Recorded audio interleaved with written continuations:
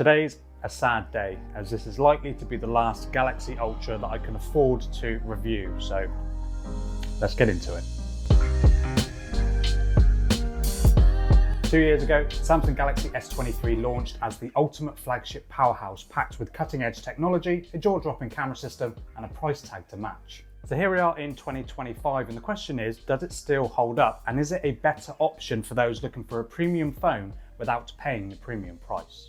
Now let's start with the design. The S23 Ultra was a refinement of the S22 Ultra, featuring the same squared off edges, premium glass back and armor aluminium frame. Even in 2025, this thing feels every bit as high-end as the latest flagship phones. And with Gorilla Glass Victus 2 on both sides, it's highly durable, and with the IP68 water and dust resistance means it can handle everyday life with ease. But with the latest flagship devices, which are getting thinner and lighter, the S23 Ultra remains a behemoth of a device, but still feels every bit as premium as those premium flagships. And of course, if you're coming from a smaller device, the S23 Ultra will definitely take some getting used to, but if you're used to big phones, this phone ticks all of the boxes that you would need from a premium device. And if we talk about the display, the 6.8-inch dynamic AMOLED 2X display is still one of the best screens that you can get on a smartphone.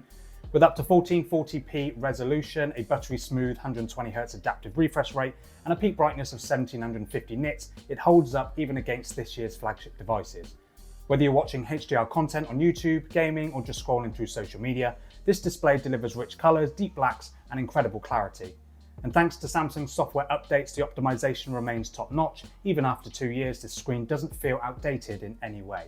It certainly is a much better display than a lot of the budget phones released today, which still come with IPS LCDs, which aren't a patch on this Super AMOLED display.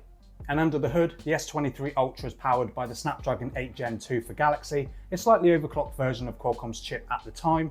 And of course, since then we've seen newer chips like the Snapdragon 8 Gen 3 and now in 2025 the Snapdragon 8 Elite, but how does the 8 Gen 2 hold up in 2025? In everyday use, you're unlikely to notice much difference. Apps open instantly, multitasking is seamless, and gaming is still excellent thanks to the Adreno 740 GPU.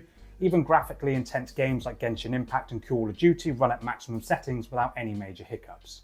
And if you're a power user, you will naturally see that the newer chipsets will be more power efficient, but the Snapdragon 8 Gen 2 can handle everything you can throw at it and will be absolutely fine for everyday use. And now let's go on to one of the main reasons that people would have bought this S23 Ultra, and that's those cameras. Equipped with a 200 megapixel main camera paired with 12 megapixel ultra wide and dual telephoto lenses, one at 3x and one at 10x, both 10 megapixels, made the S23 Ultra a photography powerhouse. And fast forward to 2025 and these cameras still hold their own against modern flagships. Samsung is continuing to improve camera performance through software updates, refining HDR, low light processing and overall image quality. And zoom is still a standout feature with the 10x optical zoom and 100x space zoom, delivering insane levels of detail that few phones can match today. The 200 megapixel mode allows for high resolution shots, though in everyday use you'll probably want to stick to the regular pixel binning mode, which offers excellent sharpness and dynamic range. And low light photography is still really great as well. The night mode processing has aged well, and thanks to Samsung's AI enhancements, the images you get today are even better than when the phone first launched. And video recording is also flagship level with 8K at 30 FPS and super steady stabilization, making this a great device for content creators. And as per usual, here are a few more photo and video samples coming from the S23 Ultra. Still a flagship grade camera for sure, but do let me know down in the comments what you think. And if you're enjoying this video, a sub to the channel would be immense.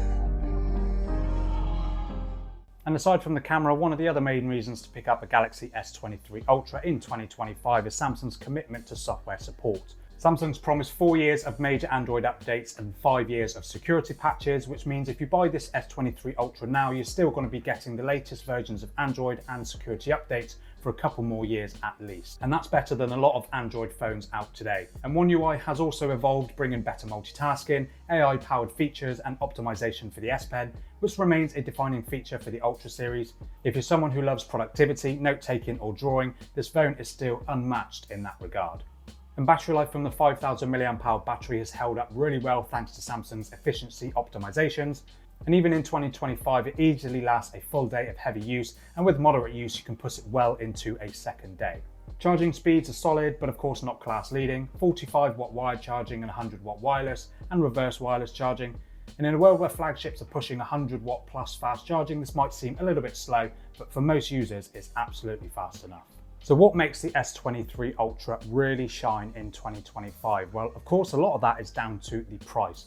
Now, I picked up this S23 Ultra in really great condition. There's a few marks on the back and on the frame, but nothing major. And it cost me a shade under 500 quid. And for that price, for what you're getting, is absolutely a really great phone. And of course, with the release of the S25 series, that's costing 1200 quid or 1300 quid, whatever it is. And even the S24 Ultra that drops down, but it's still going to cost you around 800 quid. The S23 Ultra is still a really great phone.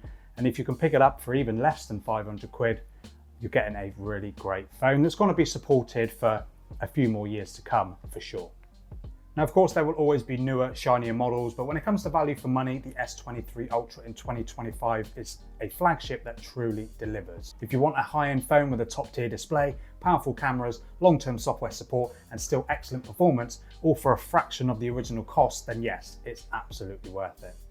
But as usual, be sure to let me know down in the comments what you think of the S23 Ultra. Would you pick one of these up in 2025? Are you rocking an S22 Ultra, S21 Ultra? I have got videos of those in 2024, so go and check those ones out as well. And drop a subscribe on the channel if you're interested in seeing more videos like this, looking at old flagships, and I will see you in the next video.